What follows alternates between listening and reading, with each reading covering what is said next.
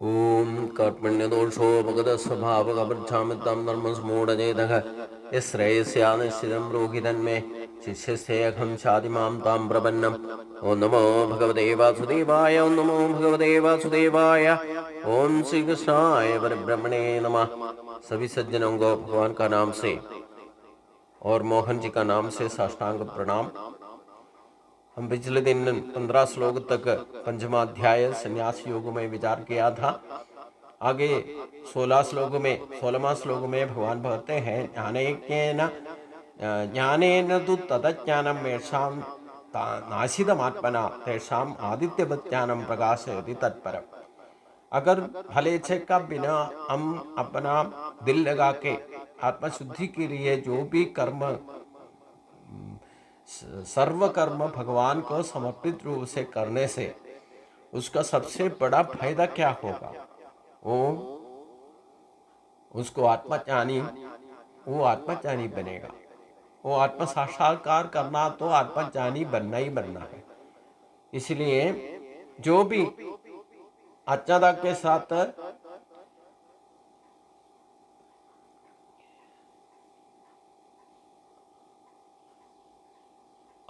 साथ जो भी काम करके बंधन में नहीं पड़ना, तो आत्मशुद्धि के लिए काम करने के लिए पिछले श्लोकों में भगवान ने व्यक्त किया था।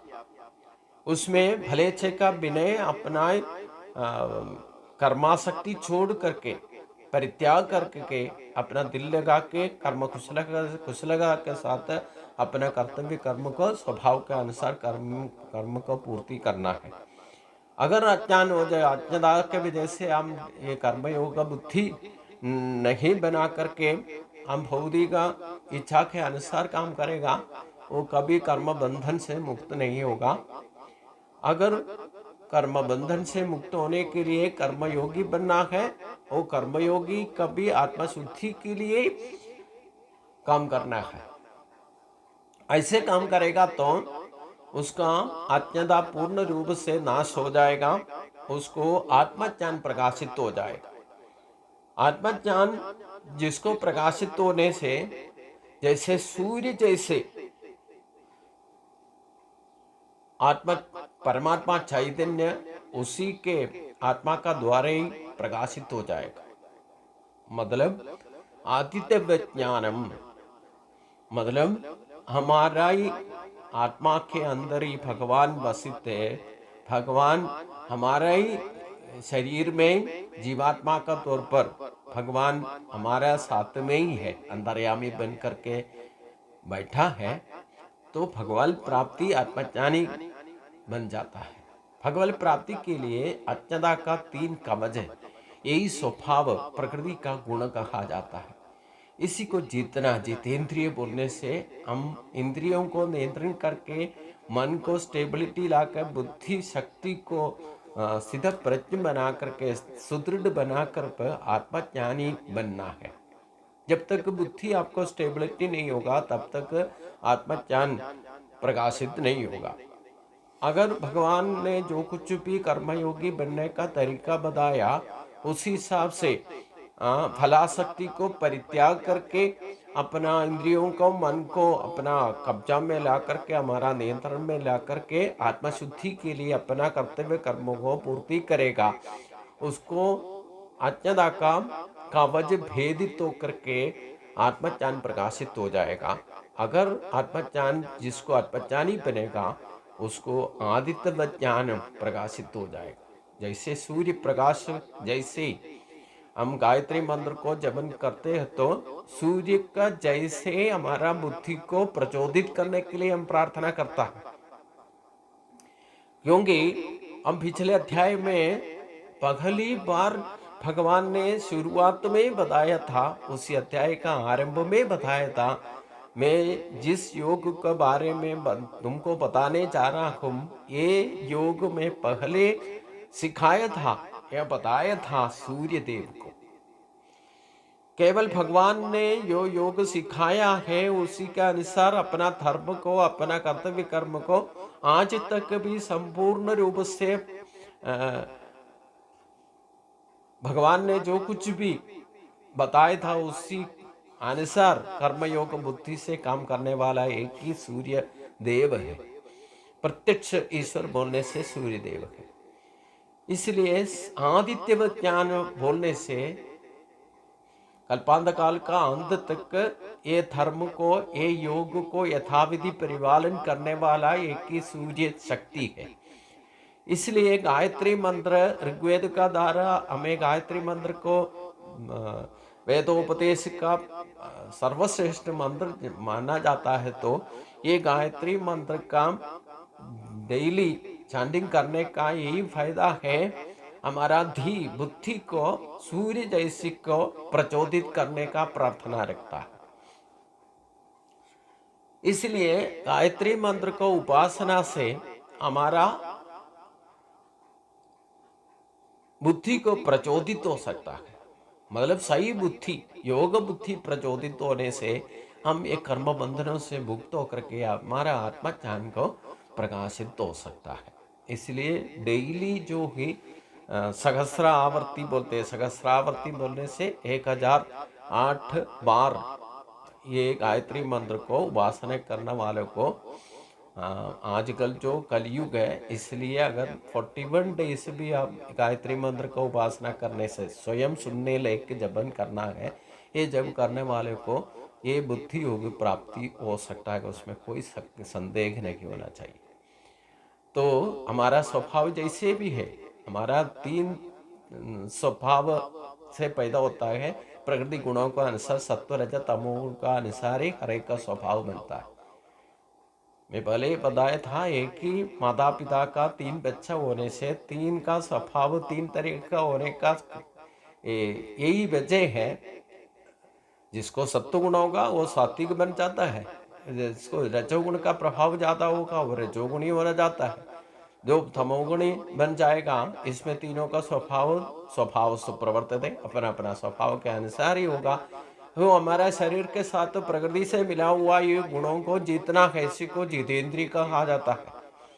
तो हमने साधना का बल में हमने ये 3 कवचों को जीतना है, अतिक्रम करना है।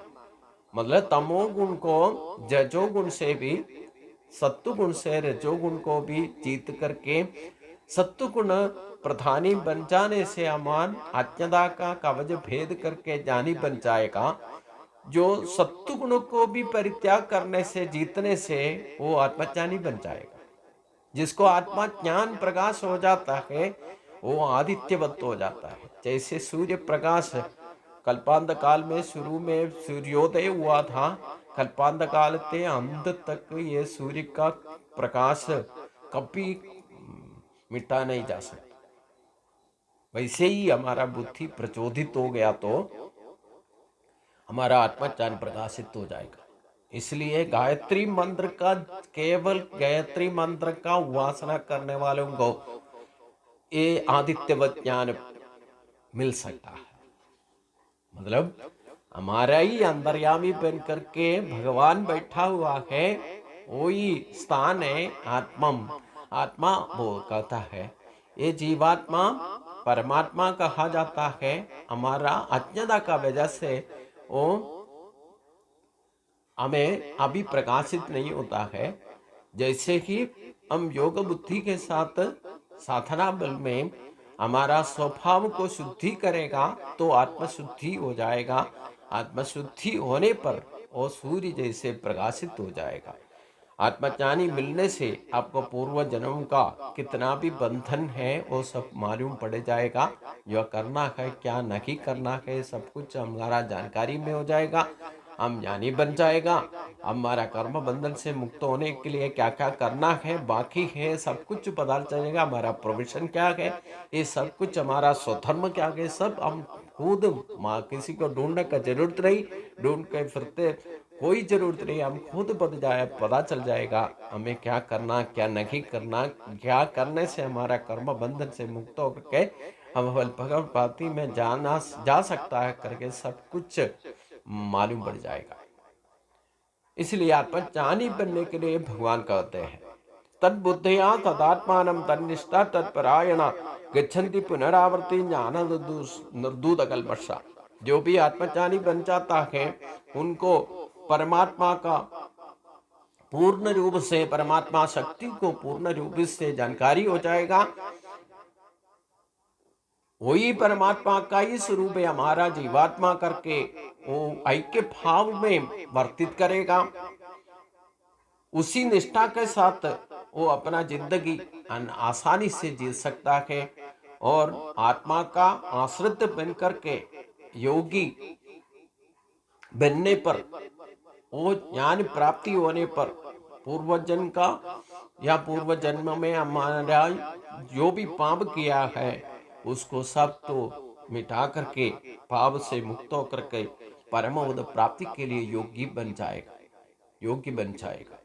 अर्हता तो सभी को है भगवत प्राप्ति के लिए। जो भी जन्म लिया है सभी को, स्त्री होने दो, पुरुष होने दो, ब्राह्मण क्षत्रिय वैश्य शूद्र या पाप योनि में जन्म लिया हुआ सभी को भगवत प्राप्ति के लिए अर्हता है।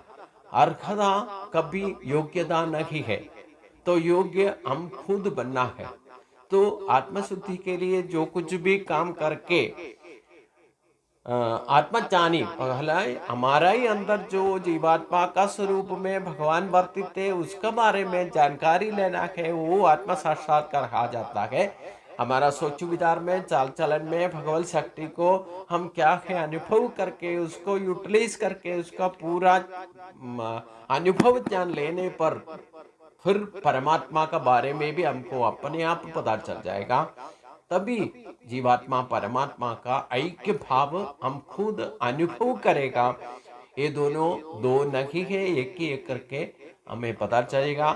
उसके बाद उसी को ही परम आश्रय मान करके ईश्वर का नियम यम नियमों का पालन करके अनुष्ठान का तौर पर करके भगवान को पूर्ण रूप से आश्रय लेकर कर्मयोगी बन करके अनुभव ज्ञान प्राप्ति करके अपना पापों को, अपना प्रारब्धों को पूरा मिटा करके परम पद प्राप्ति के लिए योग्य बन जाता है।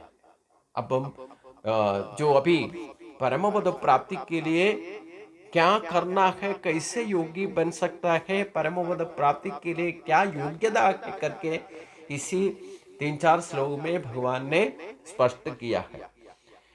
वो प्राप्ति उस अवस्था में हम पहुंच गया तो हमारा स्वभाव क्या होगा करके ये भी भगवान विवरण दे रहे हैं। विद्या विनय संपन्ने ब्राह्मणे विहसने सुनी चैव शापके जा पंडिता समदर्शन। इसी अवस्था में जो परमज्ञानी, परमात्मा ज्ञानी जीवात्मा परमात्मा ऐक्य स्वरूप सर्व भावना से भगवान का यथार्थ स्वरूप मालूम पड़ जाएगा तो वो परम पद प्राप्ति के लिए योगी बन जाता है। उसी योगी का अवस्था में जो विद्या विनय संपन्ने ब्राह्मणे खवियसनी,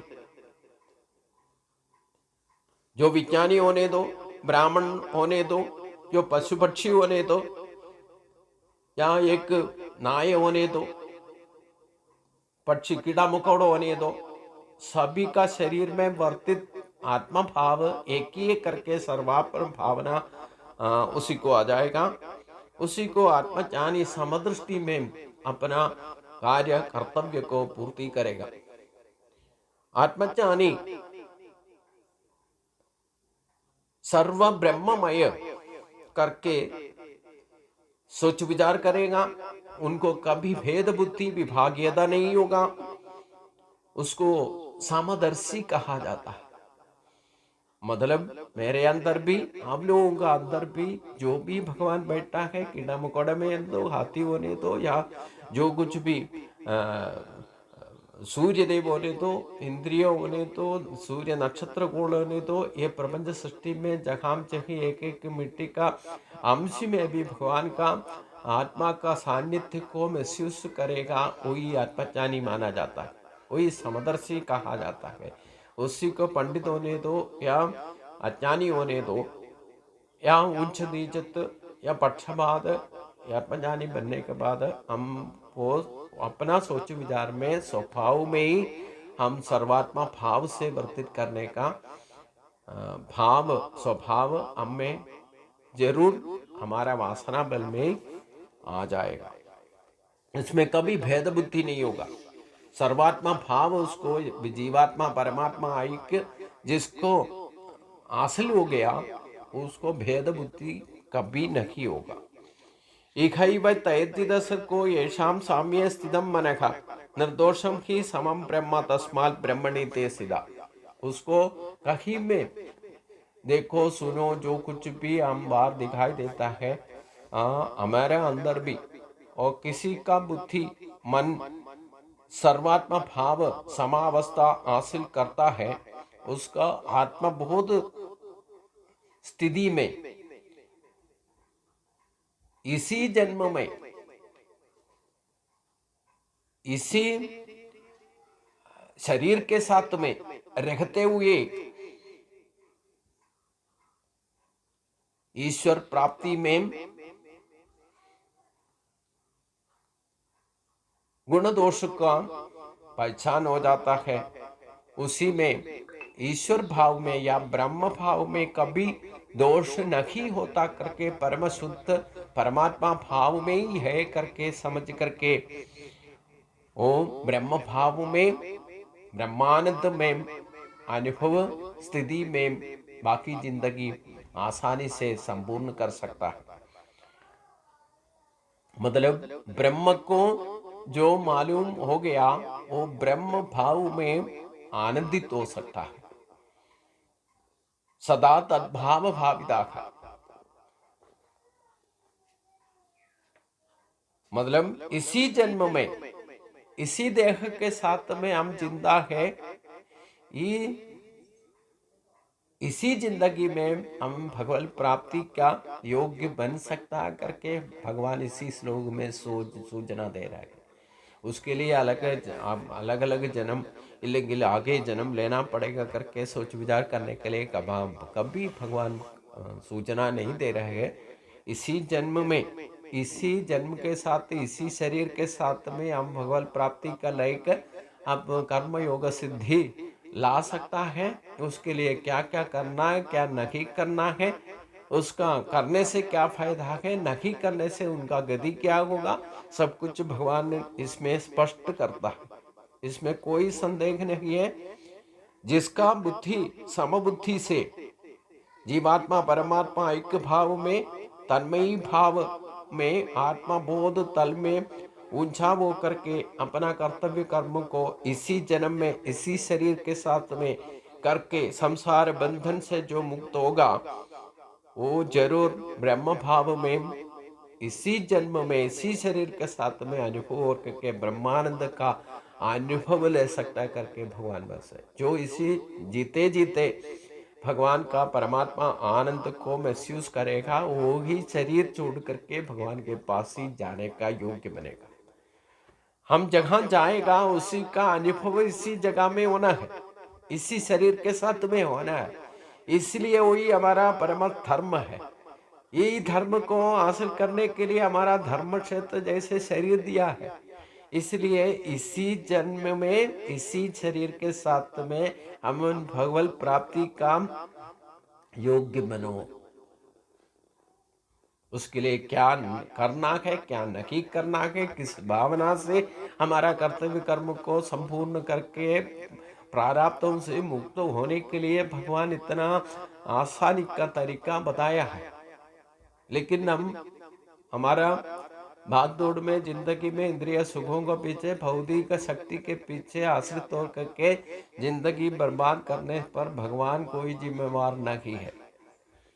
जो भी इसी जन्म में इसी रास्ता में चल करके भगवान का ये श्रेष्ठ उपदेश को मान करके हम कर्तव्य कर्म को संपूर्ण करके जीवन मुक्त भाव में इसी जन्म में इसी शरीर के साथ अनुभव होगा। आगे का रास्ता भी उसी से बनाया जाता है। इसलिए ना प्रगर्षेद प्रियम प्राप्य ना त्यजेद प्रापिता प्रियम स्थिर बुद्धि सम्मूढ़ो ब्रह्मविद ब्रह्मणि स्थिता। इसलिए स्थिर बुद्धि बनो, मोक्ष वलयों से निवर्तित हो, ब्रह्मा निष्ठा के अनुसार ब्रह्मज्ञानी बनने का कोशिश करना है। ब्रह्मज्ञानी बनने पर इष्ट अनिष्ट का प्राप्ति में समबुद्धि के साथ उसके साथ में बर्बाद करेगा, बर्ताव करेगा और जिंदगी कभी बर्बाद नहीं करेगा।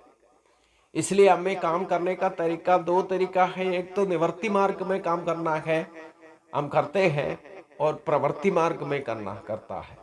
इसमें निवृत्ति मार्ग में हम काम करेगा, वो कर्मयोगी बनेगा, आत्मशुद्धि उसी से मिलेगा, वही जीवात्मा परमात्मा एक को अपना स्वभाव में अनुभव करेगा।